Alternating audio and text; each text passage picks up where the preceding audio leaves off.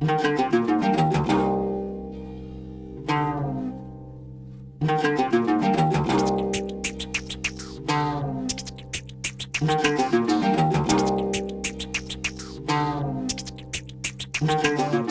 todos y a todas. Al Centro Social Rey Heredia organizamos hace prácticamente un año, estuvo aquí también con nosotros Carlos Taibo. Un año después seguimos aquí y desde el sindicato CNT pues tenía bastante interés en organizar esta charla, que Carlos estuviera hoy con nosotros para hablar del título que le hemos puesto, que es Tomar el poder o construir la sociedad desde abajo. Carlos Taibo, creo que la mayoría de vosotros y vosotras lo conocéis, no necesita mucha presentación, pero bueno, Carlos es profesor de Ciencia Política de la Universidad Autónoma de Madrid, ha trabajado sobre todo en el tema de las transiciones en Europa del Este, en el bloque del Este, la situación en la Unión Soviética, la ex Yugoslavia, los Balcanes, Chechenia, etcétera. Recientemente, por ejemplo, ha sacado un libro sobre la situación en Ucrania. Además de esa faceta más académica, pues lleva muchísimo tiempo escribiendo sobre el movimiento antiglobalización, sobre el decrecimiento, analizando lo que ha significado y lo que es el 15M, y también reivindicando, actualizando y proponiendo la propuesta libertaria, con algunos textos, algunos libros, recuperando textos de autores clásicos del pensamiento libertario, y también un libro reciente que ya también presentamos aquí en Córdoba, que bajo el título de Repensar la anarquía. Y es desde esa última faceta desde la que queríamos proponer esta charla y este debate, porque nos parecía desde CNT que en este contexto, en esta situación, en esta coyuntura que estamos viviendo, reivindicar la propuesta libertaria, el trabajo autónomo, el trabajo de los movimientos sociales, ahora que de alguna manera pues se está imponiendo, ¿no?, entre los movimientos sociales la opción de la toma del poder o del atajo hacia el poder o hacia conseguir el poder para cambiar las cosas, muchas veces desde perspectivas quizá muy a corto plazo y bastante acríticas desde nuestro punto de vista, con lo que eso supone y con lo que eso implica, pues desde CNT nos parecía que era necesario debatir sobre eso, debatir sobre lo que está pasando, las alternativas y las propuestas que hay. Y nos parecía que Carlos era una persona ideal para plantear la propuesta libertaria y para introducir ese debate. Así que como esa es la idea, pues os dejo con Carlos y empezamos. Muchas gracias y buenas tardes a todas y a todos.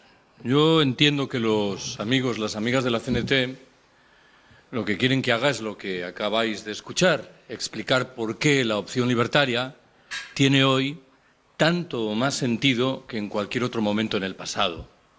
Antes de acometer la tarea correspondiente, me gustaría, sin embargo, formular dos precisiones. La primera es la menos importante, es terminológica. Voy a utilizar, como veréis, con mucha frecuencia el adjetivo libertario. Yo entiendo que un libertario es una persona que apuesta por la organización de la sociedad desde abajo, por la autogestión, por la acción y por la democracia directa y por el apoyo mutuo. Y esa persona puede ser un anarquista o puede no serlo. No me importa esta discusión ideológica. Creo que entre nosotros en los últimos años se ha registrado un visible auge de prácticas libertarias, que no necesariamente se han visto acompañadas, aunque tampoco digo lo contrario, de un auge paralelo de las organizaciones identitariamente anarquistas. Debo subrayar, en segundo lugar, que nosotros, los libertarios, también hemos vivido en los últimos años nuestra propia burbuja. Una burbuja que ha tenido mucho que ver con el movimiento del 15 de mayo. Me explico. Quienes me conocéis sabéis que yo me he dejado la piel por el 15M y sigo haciéndolo. Pienso que es ese tipo de movimiento lo que necesitamos. Y prefiero seguir hablando del 15M en presente y no en pasado. Pero creo que hace 3 años incurrimos en un error de pronóstico. ¿Por qué? Porque llegamos a la conclusión visiblemente precipitada de que había un cambio de ciclo, de tal manera que las organizaciones de la izquierda tradicional, los partidos, con sus dirigentes, sus jerarquías y sus separaciones, entraban en una crisis irremediable, al tiempo que, en cambio, asomaba a la cabeza un proyecto distinto de organización desde abajo, de autogestión y de asamblea. Es verdad que algo de eso ocurrió, pero con toda evidencia los acontecimientos de los últimos meses invitan a concluir que el diagnóstico con respecto al cambio de ciclo no era precisamente correcto. Mi impresión es que nos encontramos en un momento singularísimo, en el que por la cabeza de la gente pasan muchas ilusiones, al mismo tiempo que se produce un formidable vaciamiento de los movimientos y de la contestación social, algo que remite a una curiosa paradoja. Parece como si en la cabeza de muchas personas se estuviese aguardando a que desde arriba nos resolviesen de manera mágica los problemas, algo que creo que tiene, lo repito, un efecto muy delicado. Tanto más cuanto que desde mi punto de vista la reacción del mundo libertario es muy débil. En muchos casos se asienta en la idea de que, bueno, esto es una moda pasajera y ya recuperan las cosas su normalidad de siempre. No sé si es pasajera o no, pero el destrozo que está produciendo me preocupa sobremanera. En otros casos observamos, aún con mayor preocupación, cómo gentes que se siguen describiendo a sí mismas como libertarias parecen coquetear con las opciones institucional partidarias que se nos presentan, algo que dibuja un escenario aún más grave. Debo dejar claro que yo no tengo ninguna respuesta cabal a ninguno de los problemas importantes y que eso me obliga como poco a hablar con respeto de personas con las que no coincido, como veréis, en la mayor parte de los diagnósticos y en las herramientas que defiendo. Subrayo esto para que quede claro. No hablo desde ningún púlpito que me invita a situarme por encima de nadie. Ahora bien, creo que conviene identificar también un proceso de marginación dramática de determinadas voces que hemos sido simplemente lapidadas y olvidadas como si no existieran. Y no estoy hablando de mí mismo, estoy hablando de esas gentes que todavía hoy se dejan la piel desplegando en la base de la sociedad procedimientos de contestación efectiva que no veo, por cierto, en fuerzas políticas tradicionales o en fuerzas políticas emergentes. Bueno, dicho esto, entro ahora sí en materia. Primera observación que quiero haceros. Estamos obligados a asumir una reflexión sobre qué es esto de la democracia. He dicho muchas veces que la palabra me parece que empieza a estar tan lastrada que tal vez sería preferible que buscásemos otra para definir lo que defendemos. Cuando los libertarios hablamos de la democracia directa, en cierto sentido nuestra terminología se ve dañada por el deterioro visible que la democracia ha ido experimentando. Las cosas como fueren, creo que es fácil enunciar los principios de la crítica libertaria de la democracia liberal. Es una democracia asentada en un escenario marcado por lacerantes desigualdades. Es una democracia perfilada sobre la base de mayorías ficticias que son el producto de artificios, uno de los cuales son los partidos políticos que aglutinarían la opinión popular. Es una forma de pseudodemocracia en virtud de la cual las decisiones importantes quedan en manos de formidables corporaciones económico-financieras que operan en la trastienda. Y en fin, y por dejarlo ahí, es una forma de pseudodemocracia en virtud de la cual, cuando las cosas vienen mal dadas, no se duda en utilizar la represión, que asume la forma de un sinfín de conductas que conocemos en nuestras calles, o de golpes de Estado asestados en países del sur que tienen la mala fortuna de disponer de materias primas razonablemente golosas.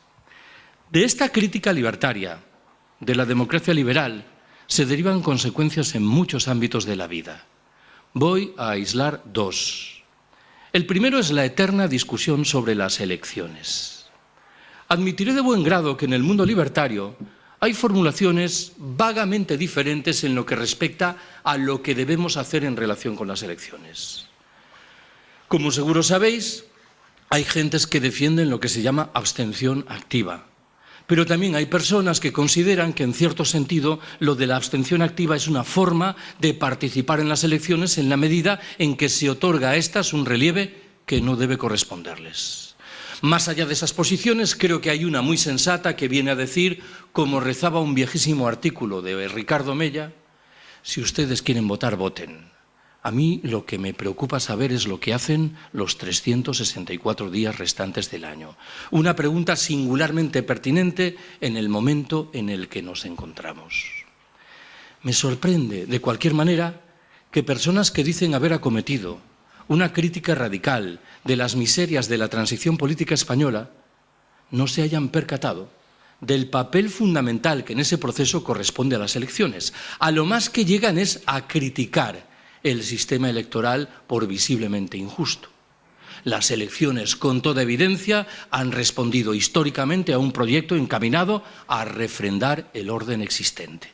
Cuando pienso en las elecciones me suele venir a la cabeza una viejísima viñeta del Hermano Lobo, que recogía la figura de un responsable político que se dirigía a una masa enardecida y preguntaba: ¿qué preferís, el caos o nosotros? La masa respondía al unísono: el caos, y a continuación reaparecía la figura del responsable político que decía: pues os jodéis porque somos nosotros. El otro gran debate vinculado con las elecciones entre nosotros es el relativo a la República. No deseo en modo alguno ignorar que la discusión sobre la República entre nosotros tiene una dimensión emocional de la que carece en otros espacios geográficos. Tampoco deseo ignorar que la irrupción de una república tendría la innegable ventaja de permitir que nos deshiciésemos de una institución lamentable como es la monarquía. Pero no cierto a identificar ninguna otra virtud en el proyecto correspondiente. Me limitaré a señalar algo que bien sabéis. Portugal, Francia e Italia son repúblicas. No creo que su panorama político, económico y social sea ni mejor ni peor que el nuestro, algo que me obliga a pensar que no es la discusión sobre el tipo de régimen aquello que debe ocupar el grueso de nuestra atención. Los términos de la propuesta libertaria en el terreno político creo que son fáciles de resumir. El primero de ellos es la defensa de la democracia directa, de formas de democracia en las cuales no cabe ni la delegación ni la representación, y en las cuales rechazamos orgullosamente las figuras personales, los personalismos. En ese libro que has mencionado antes, Repensar la anarquía, me refiero en un momento determinado a una discusión terminológica que creo que tiene algún interés. No sé si habéis caído en la cuenta de que todas o casi todas las corrientes de pensamiento que se derivan de la obra de Marx se vinculan con los nombres de personas concretas. Hablamos de marxismo, de leninismo, de trotskismo, de stalinismo, de luxemburguismo, de maoísmo, de guevarismo. Esta es una práctica afortunadamente desconocida en el mundo libertario. Es cierto que en el siglo XIX se hablaba de los bakuninistas, pero eran los detractores de los bakuninistas los que utilizaban el término correspondiente. El segundo gran elemento de fuerza de la propuesta libertaria en este terreno es lo que se llama acción directa. Una acción en virtud de la cual retenemos en todo momento y lugar una plena capacidad de control sobre lo que estamos haciendo. Y procuramos, hasta donde sea posible, que los medios que desplegamos se ajusten a los fines que deseamos alcanzar. El tercer y último elemento de esa propuesta es lo que hoy llamamos autogestión. Digo hoy porque la palabra lo es de introducción relativamente reciente. Se produjo, al parecer, al calor del Mayo francés de 1968. En cualquier caso, cuando uno lee las sucesivas resoluciones de los diferentes congresos de la CNT anteriores a 1936, descubre que la palabra no está, pero el concepto está claramente presente. Cuando hablamos de autogestión tendemos a identificar el concepto con el mundo del trabajo. Bien está que lo hagamos, pero no hay ningún motivo para restringir su uso a ese mundo. Este es un país en el que antes de 1936 la cultura y las prácticas autogestionarias eran extremadamente fuertes. Muchas veces habréis oído hablar o habréis hablado de las colectivizaciones libertarias en el campo aragonés o en la industria catalana durante la Guerra Civil. No eran estrictamente libertarias. Muchos afiliados de la UGT socialista estaban en esas colectivizaciones. ¿Por qué me interesa ahora destacar este dato? Porque ello quiere decir que las prácticas autogestionarias rompían las fronteras del propio mundo libertario. ¿Qué ha quedado de todo eso? Me temo que, hablando en plata, nada. Basta con que asuma una reflexión rápida sobre la condición de los dos sindicatos mayoritarios existentes en España. Con centenares de miles de afiliados y recursos razonablemente importantes, ¿qué tipo de proyecto autogestionario han puesto en marcha en los últimos 35 años? Una modestísima agencia de viajes. Me temo que esto es un retrato cabal del deterioro del movimiento obrero entre nosotros. Segunda de las observaciones que quiero haceros. La propuesta libertaria plantea orgullosamente un horizonte anticapitalista, de contestación del capitalismo en todas sus manifestaciones. Creo que lo he dicho bien. No somos meramente antineoliberales, somos también anticapitalistas. Ojo con esta distinción, que es más importante de lo que pudiera parecer. Uno puede ser un crítico del neoliberalismo por entender que es una versión extrema e indeseable del capitalismo, pero aceptar la lógica de fondo de este último. O puede ser, por el contrario, al mismo tiempo, antineoliberal y anticapitalista. Creo que los libertarios estamos en esta segunda posición. Nuestro horizonte mental no puede consistir en apostar por regresar al año 2007 antes del inicio de la crisis financiera. En primer lugar, porque ello no es posible, y en segundo término, porque propone un horizonte cortoplacista que no plantea ninguno de los problemas principales que al final voy a intentar rescatar. La principal concreción orgánica en el mundo libertario de una propuesta anticapitalista es lo que llamamos anarcosindicalismo. Permitidme que haga aquí un paréntesis y me detenga en esto de la principal concreción orgánica. Esta estimulante figura intelectual, que es el ministro del Interior, afirmó hace unos meses que había sido desactivado un grupo anarquista sorprendentemente bien organizado. Parece que no ha leído mucho este buen señor. Los anarquistas no han estado nunca contra la organización. Están contra las formas coactivas o coercitivas de la organización, que no es lo mismo. ¿Alguien piensa en serio que la CNT antes de 1936 no era un sindicato organizado? Más bien la queja debiera ser que acaso estaba en exceso organizado. Creo yo que hay un consenso prácticamente universal en lo que respecta al hecho de que un sindicato libertario es tanto más estimulante cuanto menos sindicato es. Cuanto más capaz es de romper las fronteras del mundo sindical, lastradas, lo queramos o no, por la lógica del salario y por la lógica del empleo. Las cosas como fueren, he repetido muchas veces que a un sindicalista, a un trabajador en general, hay que formularle tres grandes preguntas. La primera es la relativa a cómo trabajamos. Las palabras alienación y explotación han desaparecido llamativamente del lenguaje de las cúpulas de nuestros sindicatos mayoritarios, cuando definen y poderosamente nuestra vida cotidiana dentro y fuera de los centros de trabajo. La segunda pregunta es ¿para quién trabajamos? Esta es la pregunta que se hacían cotidianamente los sindicalistas de la CNT y de la UGT antes de 1936. Cuando su horizonte mental implicaba inexorablemente dejar atrás el capitalismo. La tercera y última pregunta es ¿qué hacemos? ¿Qué bienes generamos? ¿Qué servicios dispensamos? No vaya a ser que lo que hacemos hoy, por ejemplo, ponga en un brete los derechos de los integrantes de las generaciones venideras. Tercera observación que quiero haceros. La propuesta libertaria plantea una discusión crítica, inevitablemente, con respecto a una institución precisa, la institución Estado. Es verdad que en este caso siento siempre la tentación de llamar la atención sobre dos riesgos diferentes. El primero asume la forma de una obsesión tal por la institución Estado que hace que a menudo perdamos un poco el rumbo. hay muchas formas de alienación y de explotación que no pasan o no pasan necesariamente por el Estado.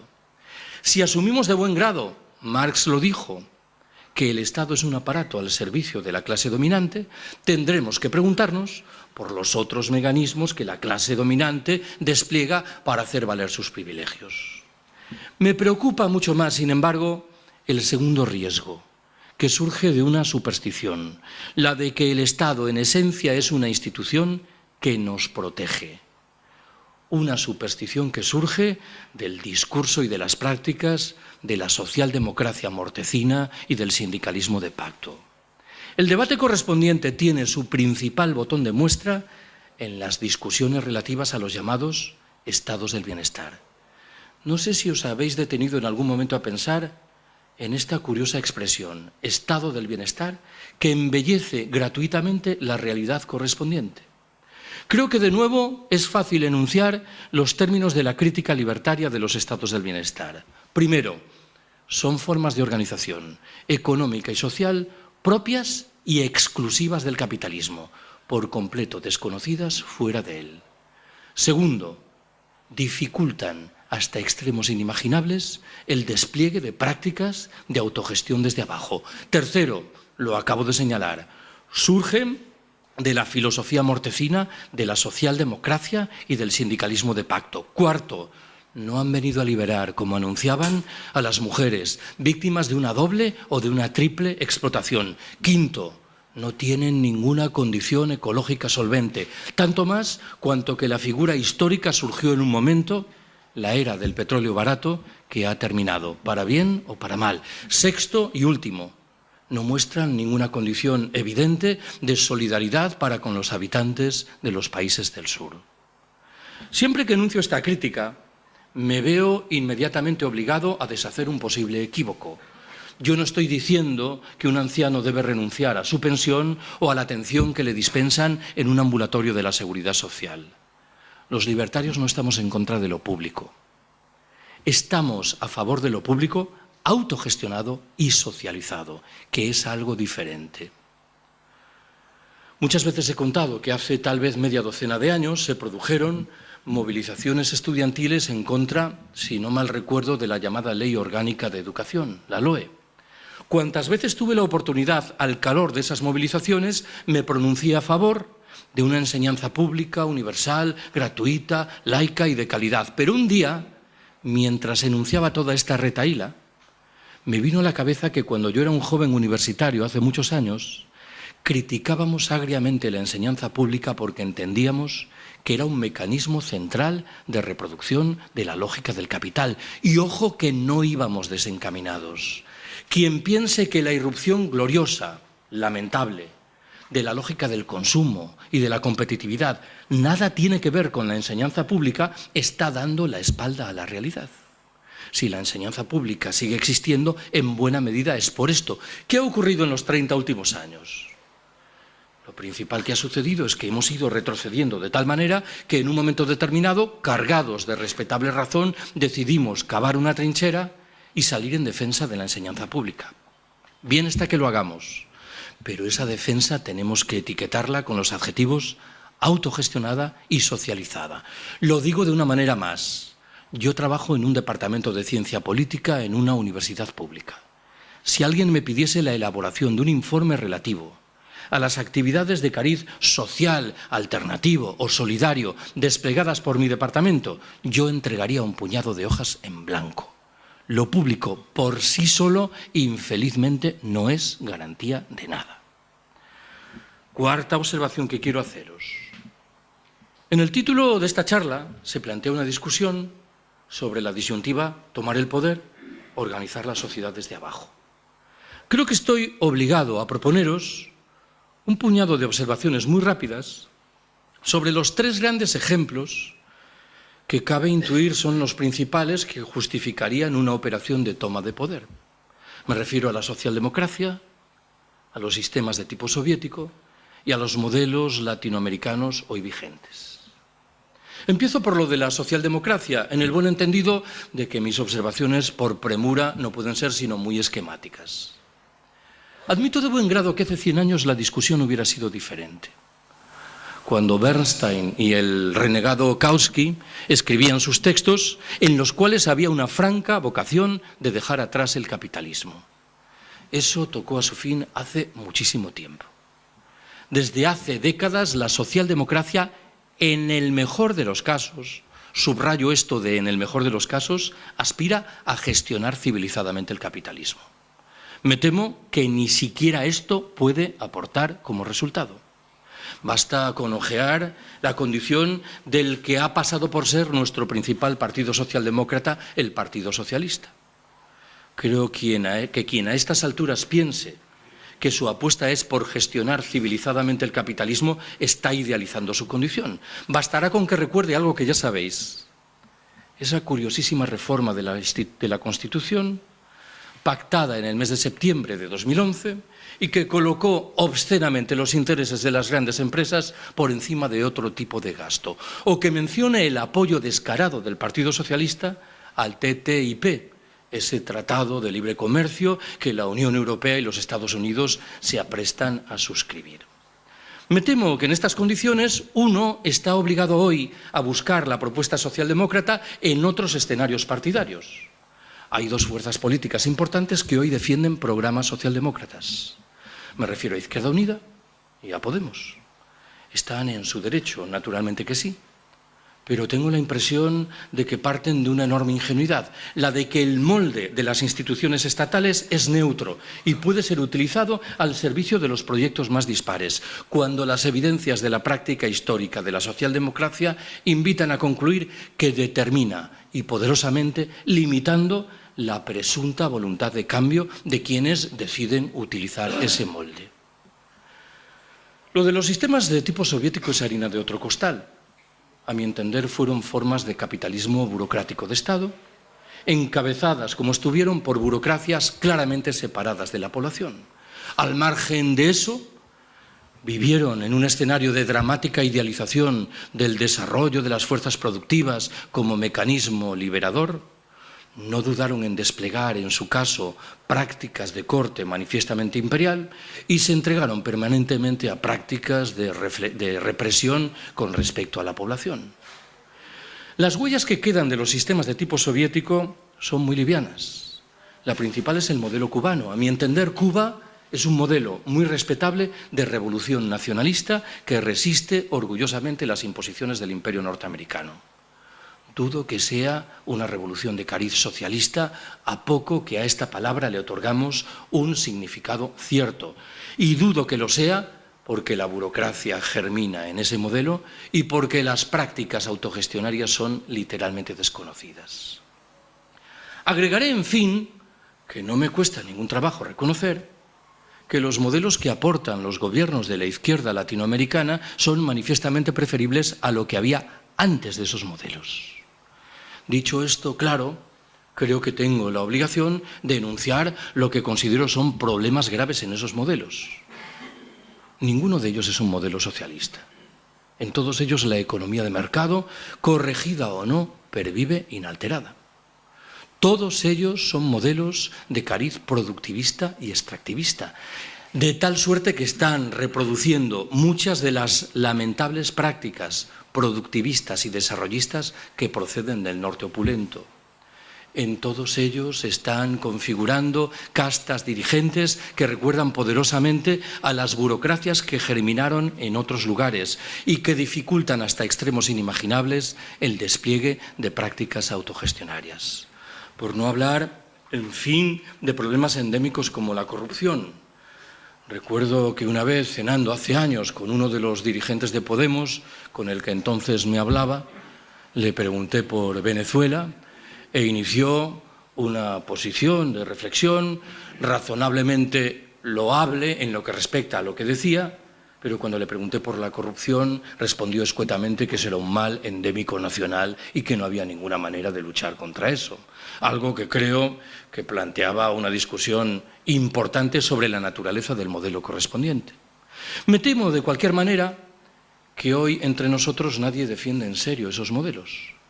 Ni siquiera lo hacen los dirigentes de Podemos porque consideran que no son suficientemente presentables a los ojos de muchas de las personas cuyo voto quieren capturar. Con lo cual, Parece que en la Embajada de Venezuela en Madrid los dirigentes de Podemos no suscitan hoy particular entusiasmo, más bien todo lo contrario. Quinta observación que quiero haceros. No suelo hablar de esto en público, o si lo hago es más bien forzado por las circunstancias, pero mi experiencia de los últimos meses es que cuando voy a dar una charla a cualquier lugar y aparece un periodista, presuntamente para preguntarme por la actualidad de las ideas libertarias, al final aquello de lo que quiere preguntarme es de Podemos. Y yo, como soy muy correcto y bastante estúpido, entro al trapo y respondo a la pregunta correspondiente, con lo cual la entrevista se convierte en una entrevista sobre algo que no me interesa en absoluto, hablar de Podemos. Por lo demás, en los actos públicos es inevitable que alguien me pregunte sobre Podemos. Bueno, pues ya me adapto a la situación por vez primera en Córdoba y me pronuncio aquí en público sobre esto. Antes de hacerlo, debo repetir algo que enuncié al principio. Yo tengo muchos amigos en Podemos, que son personas respetables. Esto no significa, claro, que uno deba renunciar a enunciar sus convicciones ante determinado tipo de proyectos. Voy a dividir esas convicciones en dos partes diferentes. La primera, muy breve, sobre las opciones Ganemos, y la segunda, directamente sobre Podemos. Hace un par de semanas me hicieron una entrevista en una radio alternativa, porque ya las radios normales tienen otras gentes mucho más interesantes a las que entrevistar. Y el periodista me preguntó si el municipalismo no era un concepto de honda presencia en el mundo libertario. Y yo me vi obligado a responderle con una perogrullada. Le dije, sí, el municipalismo libertario tiene una honda presencia en el mundo libertario. El municipalismo en general es algo de harina de otro costal. Es cierto que en el mundo libertario hay una apuesta muy consistente por el municipio libre, autogestionado, descentralizado y relocalizado. Pero esto no conviene que lo confundamos con las prácticas que se proponen llevar adelante la mayoría de los ejemplos que conocemos de lo que hemos dado en llamar, tal vez de forma demasiado rápida, Ganemos, que son prácticas de participación en las elecciones municipales, de aceptación de las reglas del juego correspondientes. Son dos cosas diferentes. Esas prácticas son, de nuevo lo repito, respetables, pero difícilmente cabe entender que responden a un código libertario. Si, como parece en la mayoría de los lugares, en los Ganemos irrumpen además fuerzas políticas de corte, a mi entender tradicional, como Izquierda Unida y Podemos, creo que ya la posibilidad de juicio se limita de manera sensible. Izquierda Unida y Podemos no defienden prácticas de municipalismo libertario. Estarán defendiendo otra cosa, en cualquier caso distinta. Ni siquiera en este caso podemos invocar el ejemplo que sacó a la luz hace unos años la CUP en Cataluña, cuando decidió presentarse a las elecciones municipales en pequeños municipios, 200, 300 habitantes, en los cuales había una discusión cierta sobre si era posible desplegar prácticas de democracia directa.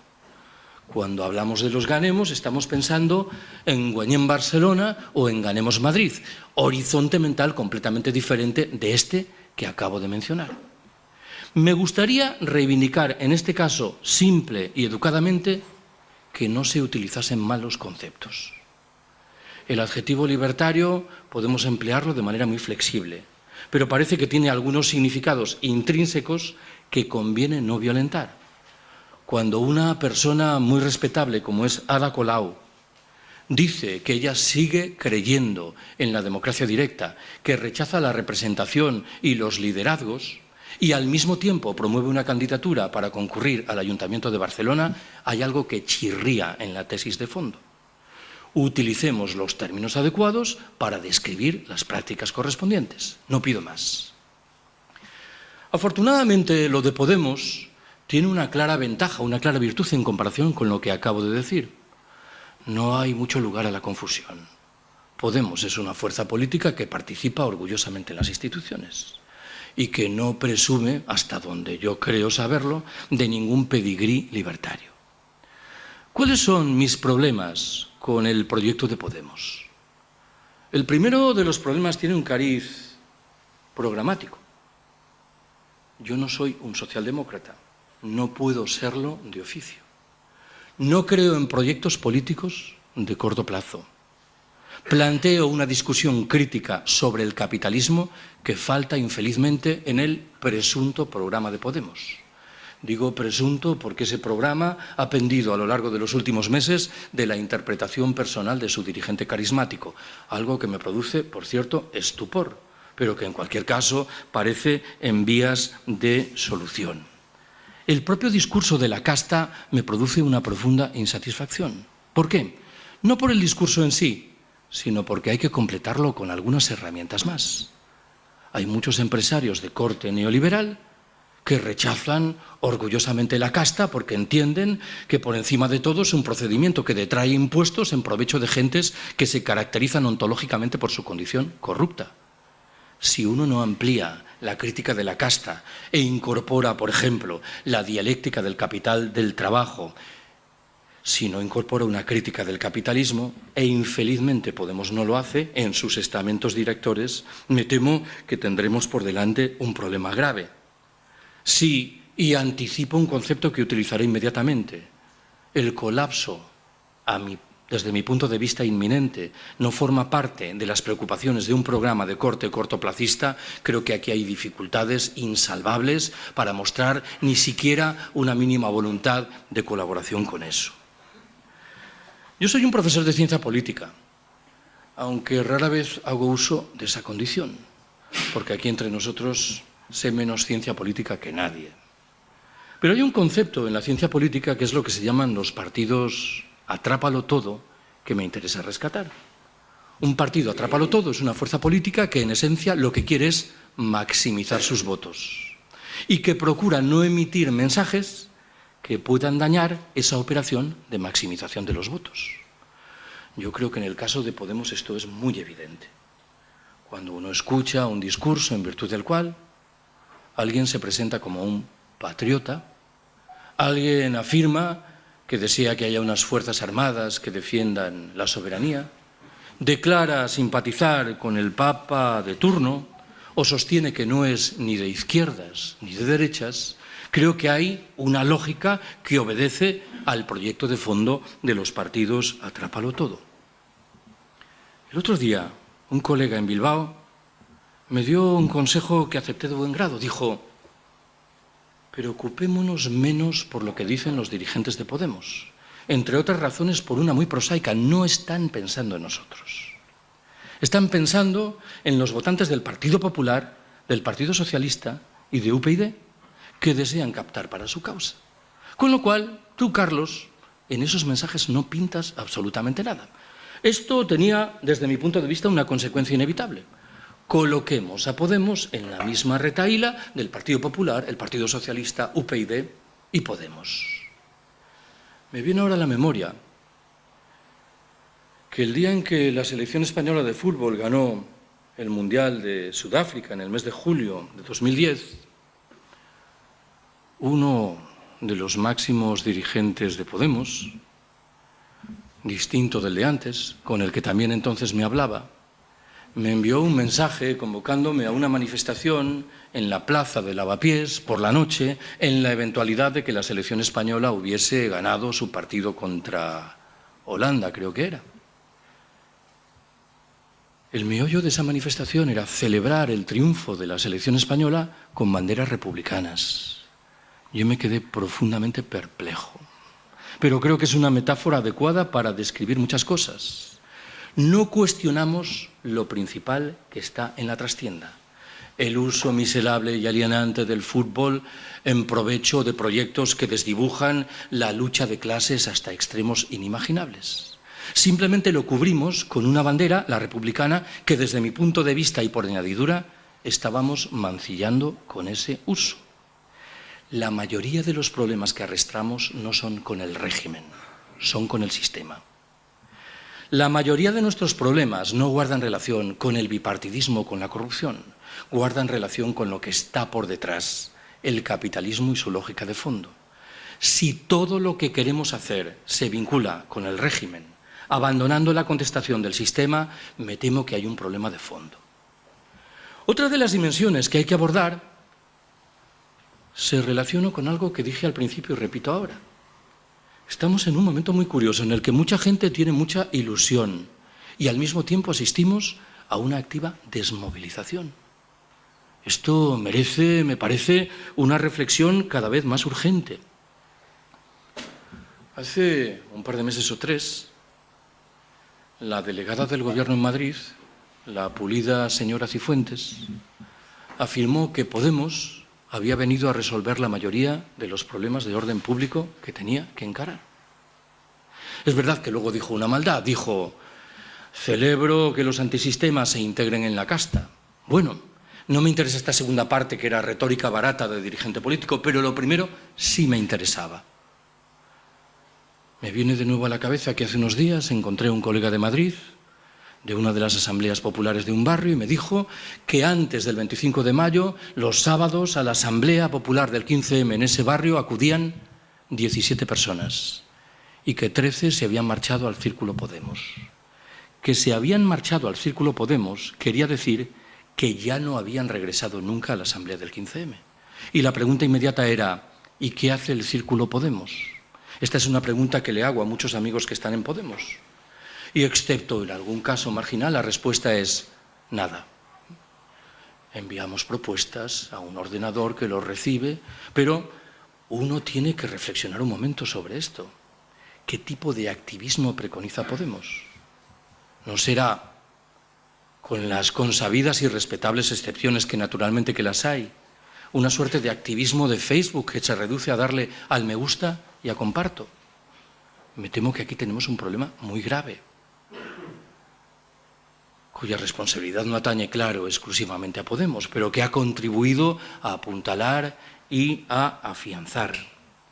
Al final, lo que hay es un proceso extremadamente sorprendente que remite a la lógica de la sociedad del espectáculo analizada por Debord. Podemos es una fuerza política que no está en ninguna lucha, que no protagoniza ningún movimiento, que no tiene ningún discurso singularizado.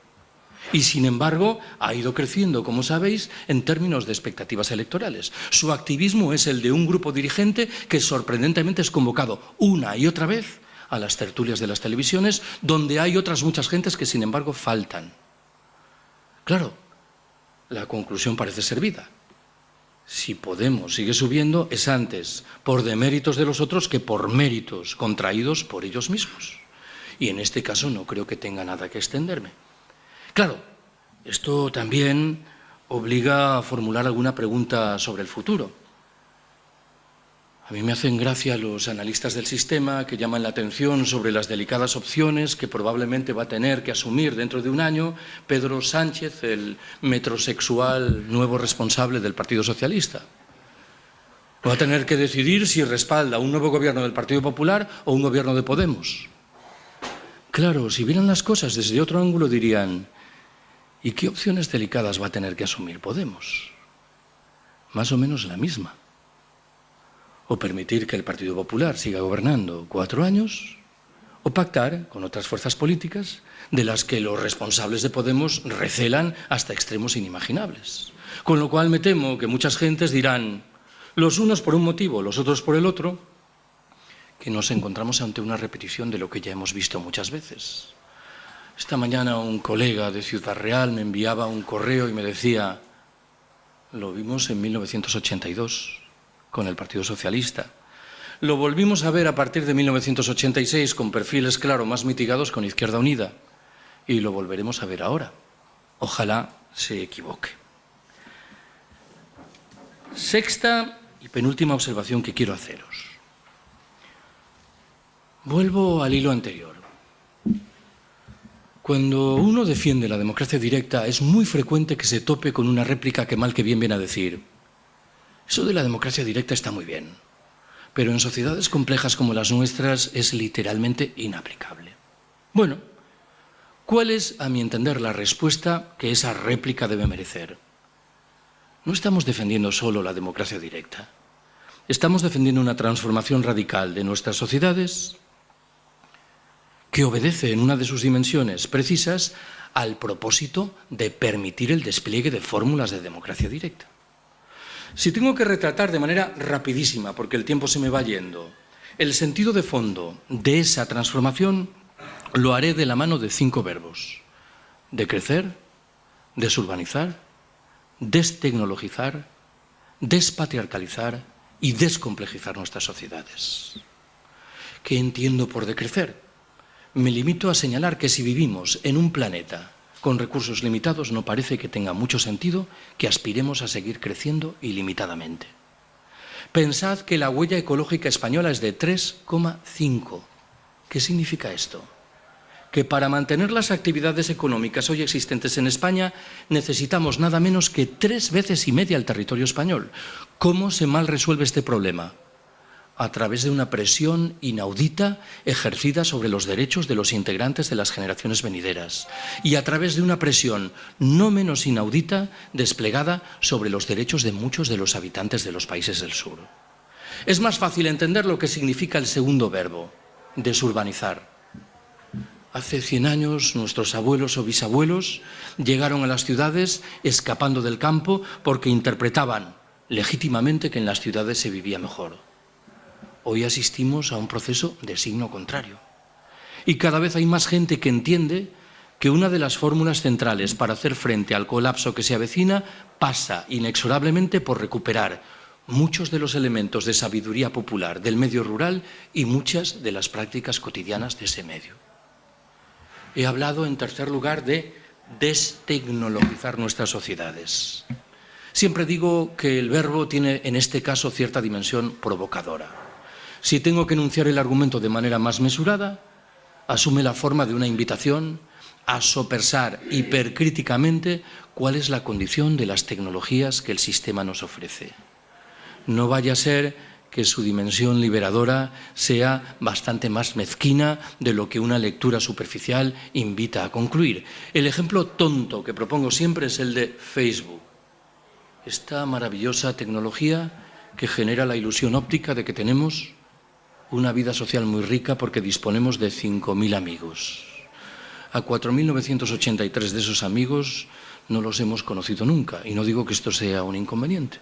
Es lo mismo que ocurre cuando llegamos por la noche a casa, encendemos el ordenador, entramos en Facebook y tendemos a pensar que este país se encuentra en plena ebullición revolucionaria. Claro, son nuestros amigos los que están en ebullición revolucionaria, y confundir el país con nuestros amigos es una tarea un poco delicada. He hablado en cuarto término de la urgencia de despatriarcalizar nuestras sociedades. Dentro de un momento voy a defender la construcción de espacios de autonomía autogestionados y desmercantilizados. Esos espacios existen ya, muchas de las cooperativas integrales, por ejemplo, pero llamativamente en muchos de ellos la lógica de la sociedad patriarcal sigue perviviendo incólume. Quien piense que hemos resuelto los problemas principales vinculados con la condición de las mujeres, con su marginación material y simbólica, está visiblemente equivocado. He hablado, en fin, de la conveniencia de descomplejizar nuestras sociedades. Hemos aceptado sociedades cada vez más complejas, con un correlato muy delicado. Cada vez somos menos independientes, cada vez somos más dependientes. He contado muchas veces que mi buen amigo Ramón Fernández Durán, fallecido hace algo más de 3 años, en sus 2 libros casi póstumos repetía machaconamente una idea. Decía: muchos de los desheredados del planeta, habitantes de los países del sur, se encuentran paradójicamente en mejor posición que la nuestra para hacer frente al colapso que se avecina. ¿Por qué? Viven en pequeñas comunidades humanas, han mantenido una vida social mucho más rica que la nuestra, han preservado una relación mucho más fluida con el medio natural y, en último término, paradójicamente son mucho más independientes de lo que lo somos nosotros. Pensad, y no es un ejercicio desdeñable, ¿qué ocurrirá si a un país como el nuestro dejan de llegar los suministros de petróleo? Todo esto se desmorona de la noche a la mañana. Si queremos recuperar independencia, me temo que inexorablemente tendremos que apostar por descomplejizar nuestras sociedades. Séptima y penúltima observación que quiero haceros. Con toda certeza, hace unos meses en Córdoba me refería a esto. Hace unos años se publicó en Francia un libro en cuyo propio título el autor subrayaba lo que entendía que eran semejanzas muy notables entre la crisis de 1929 y la del momento presente. A buen seguro que cuando este ensayista francés acometía esa comparación, en modo alguno deseaba transmitirnos un mensaje tranquilizador. No olvidéis que la crisis de 1929 estuvo en el origen del asentamiento de los fascismos en la Europa del decenio siguiente. Estuvo en el origen, si así lo queremos, de la propia Segunda Guerra Mundial. Yo tengo, sin embargo, la impresión de que el diagnóstico, la comparación, queda un tanto coja. ¿Por qué? Nos hemos acostumbrado a utilizar la palabra crisis en singular para identificar la modulación financiera del fenómeno. Y olvidamos con demasiada frecuencia que en la trastienda hay otras crisis, ahora en plural. ¿En qué estoy pensando? En el cambio climático, que es una realidad que ya está ahí y que no tiene ninguna consecuencia saludable. En el encarecimiento inevitable, en el medio y en el largo plazo de los precios de la mayoría de las materias primas energéticas que empleamos. En los problemas demográficos que castigan en singular a determinadas regiones del planeta, en el mantenimiento de la situación de postración que siguen padeciendo tantas mujeres, o en fin, y por dejarlo ahí, en la prosecución del expolio de la riqueza de los países del sur. Si cada una de esas crisis, por separado, es suficientemente inquietante, la combinación de todas ellas, a mi entender, resulta literalmente explosiva. ¿Cuál es el escenario de fondo?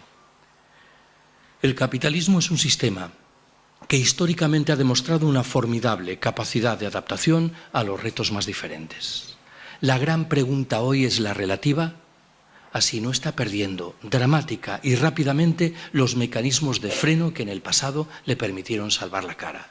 Si llevado de un impulso, al parecer incontenible, encaminado a acumular espectaculares beneficios en un periodo de tiempo muy breve, no estará cavando su propia tumba. Con el agravante claro de que dentro de la tumba estamos nosotros y puede desmoronarse sobre nuestras cabezas. Lo digo de otra manera. Uno puede y debe criticar agriamente el capitalismo por entender que ha sido de siempre un sistema injusto, explotador y excluyente. Pero aceptemos al mismo tiempo que históricamente ha sido un sistema razonablemente eficiente. ¿En qué sentido? En el sentido de que ha permitido garantizar que la mayoría de los empresarios obtuviesen los beneficios que deseaban alcanzar. Hoy ni siquiera esto es evidente. Estos neoliberales que han rechazado orgullosamente todo tipo de ayudas públicas, cuando las cosas han venido mal dadas, ¿qué es lo primero que han hecho? Agarrar el teléfono y demandar las ayudas proporcionadas por ministerios, consejerías o ayuntamientos. ¿Qué mejor indicador de pérdida de eficiencia? La propia imprevisión con la que el capitalismo obsequia la crisis ecológica creo que nos emplaza ante la conclusión de que el sistema se va adentrando en una etapa de corrosión terminal. Son datos abrumadoramente compartidos por la comunidad científica internacional. Es inevitable que la temperatura del planeta suba por encima de 2 grados con respecto a los niveles del año 1990. Y una vez que alcancemos ese momento, nadie sabe lo que viene después. El consenso no es tan abrumador en lo que respecta al llamado pico del petróleo, pero es manifiesto pese a ello. La producción de petróleo inexorablemente va a ir descendiendo en un sistema, el nuestro, que no parece otorgar ningún relieve a estos problemas. Es verdad que estoy en la obligación de tirar una piedra sobre mi propio tejado. Acabo de decir, no aprecio del lado del capitalismo ninguna conciencia cierta en lo que respecta a los retos derivados de la crisis ecológica. No es completamente cierta. He recomendado 1 millón de veces la lectura de un libro de un periodista alemán llamado Karl Ameri. El libro se titula Auschwitz, comienza el siglo XXI, entre signos de interrogación. La tesis principal que maneja Ameri en esa obra señala que estaríamos muy equivocados si concluyésemos que las políticas que abrazaron los nazis alemanes 80 años atrás remiten a un momento histórico singularísimo, coyuntural y afortunadamente irrepetible. Ameri nos emplaza antes bien a estudiar en detalle esas políticas. ¿Por qué? Porque bien pueden reaparecer en los años venideros, no defendidas ahora por ultramarginales grupos neonazis, sino postuladas por algunos de los principales centros de poder político y económico, cada vez más conscientes de la escasez general que se avecina y cada vez más firmemente decididos a preservar esos recursos escasos en unas pocas manos en virtud de un proyecto de ecofascismo o de darwinismo social militarizado. Hay una palabra que falta llamativamente en el discurso de nuestros políticos, de todos nuestros políticos, incluso de los que firman manifiestos como última llamada que llaman la atención sobre los problemas reales. Me refiero a la palabra colapso. En los círculos en los que yo me muevo, la palabra colapso suscita dos reacciones diferentes. La primera es crudamente realista y dice: no nos queda más remedio que aguardar a que llegue el momento del colapso. ¿Por qué? Porque será la única manera de que la abrumadora mayoría de nuestros conciudadanos tome nota de sus deberes. Esta primera posición es crudamente realista, pero es, no nos engañemos, profundamente desalentadora. El colapso se traducirá, por definición, en una multiplicación espectacular de los problemas y en una reducción paralela de nuestra posibilidad de resolverlos. La segunda de las posiciones es la mía y la de tantas otras personas. Tiene un carácter innegablemente voluntarista y nos dice: tenemos que apostar con urgencia por salir del capitalismo. Creo que entre nosotros, y habida cuenta de nuestros recursos más bien limitados, la opción correspondiente se materializa ahora, lo dije antes, en la construcción de espacios autónomos, autogestionados, desmercantilizados y despatriarcalizados. Este es un debate que dividió en dos, en realidad, al 15M. Había una parte del 15M que consideraba que el cometido mayor del movimiento consistía en elaborar propuestas en la confianza de que serían escuchadas por nuestros gobernantes. Había otra parte que se lanzó decididamente a construir esos espacios autónomos sin esperar nada de nuestros gobernantes. Estoy pensando en lo que significan los grupos de consumo, muchas de las ecoaldeas, las cooperativas integrales, las formas de banca ética y social que han ido surgiendo, o el incipiente movimiento de trabajadores que en régimen autogestionario cooperativo se han hecho con el control de empresas que estaban al borde del cierre. Octava y última observación que quiero haceros, de la mano de dos rapidísimas conclusiones. Últimamente me da por confesar que me encuentro inmerso en una lucha sin cuartel contra los proyectos realistas. Hemos padecido ya tanto realismo que yo pido un poquito de imaginación. La transición política española es un ejemplo cabal de lo que significa el realismo. Tanto realismo acabado por crear dos grandes partidos que se turnan en el gobierno haciendo sustancialmente lo mismo. Dos cúpulas sindicales que no se oponen a nada y una plétora de medios de comunicación que emiten monocordes los mismos mensajes. Muchas veces he rescatado una frase muy sonora y un poco descortés de Bernanos, el novelista católico francés, que creo que da en el clavo. La frase dice: el realismo es la buena conciencia de los hijos de puta. Invocan la realidad como si fuera algo que estuviese dado en la naturaleza y por ello no se pudiese tocar, cuando la realidad que invocan la han construido ellos interesadamente en defensa de sus intereses más obscenos. Propongamos proyectos afortunadamente no realistas. Son los únicos que merecen la pena en un momento de miserias como este. La segunda de mis conclusiones me invita a rescatar un concepto que utilizaron con profusión nuestros abuelos y bisabuelos anarquistas y anarcosindicalistas. Ha caído en desuso, tal vez porque algunos de los significados que le asignaron eran un poco abstrusos. Me refiero a eso de la propaganda por el hecho. ¿Qué interpreto yo que nos estaban diciendo? Nos estaban diciendo: está muy bien que organicemos actos como este, que publiquemos revistas, que editemos libros, que convoquemos manifestaciones. Pero lo más interesante que podemos hacer es construir en el terreno de la economía y de la sociedad ese mundo diferente que decimos que llevamos dentro de los corazones.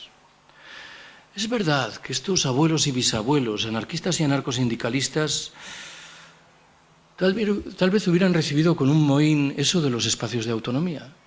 Alguien hubiera dicho: hombre, nosotros también hacíamos esto. Pero en realidad nuestro proyecto y aquello que intentábamos llevar a la práctica tenía más que ver con la expropiación directa del capital.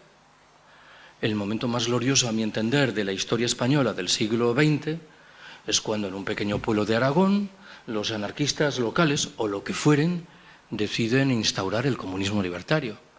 ¿Qué es lo primero que hacen? Quemar el registro de la propiedad. Ahí no había ni trampa ni cartón. Claro, hemos ido retrocediendo tanto que ese horizonte está muy alejado de lo que somos capaces de hacer ahora. Hay, por cierto, otra recomendación, un libro maravilloso de un inglés, Chris Elam, sobre la Barcelona anarcosindicalista del primer tercio del siglo XX. Eso sí que eran espacios de autonomía. La Guardia Civil no se atrevía a entrar en los barrios controlados por la CNT. Uno descubre, leyendo ese libro, que muchas de las técnicas de acción social que parecen extremadamente novedosas, los scratches, las practicaban espontáneamente nuestros abuelos y bisabuelos anarquistas, cuando sabían que había un propietario de una vivienda que se entregaba manifiestamente a la usura. Creo que ese es el mundo que tenemos que recuperar. Y mi invitación es que los libertarios, de los carices más diferentes, asuman hoy la responsabilidad de trabajar en eso para que cuando tantas cosas se hundan haya algo a lo que tengamos que agarrarnos. Gracias por haberme escuchado.